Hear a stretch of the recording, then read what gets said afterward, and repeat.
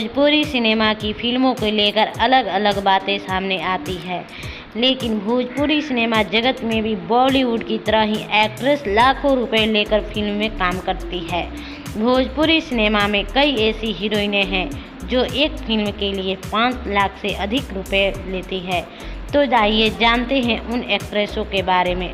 Number 1 पर बात करते हैं आम्रपाली दुबे की। आम्रपाली दुबे भोजपुरी फिल्म इंडस्ट्री की सबसे मशहूर नाम में से एक है। उन्हें 2014 में फिल्म जगत में एंट्री की थी।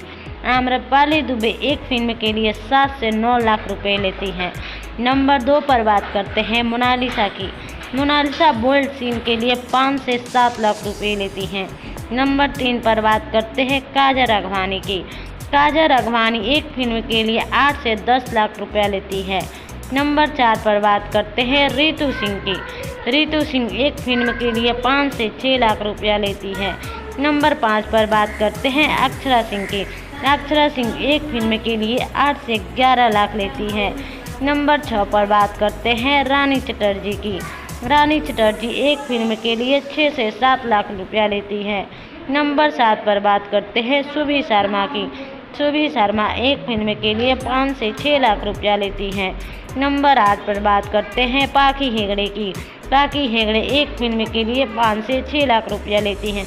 तो गाइस, हमारा वीडियो कैसा लगा? अच्छा लगा तो लाइक कमेंट शेयर जरूर कीजिए।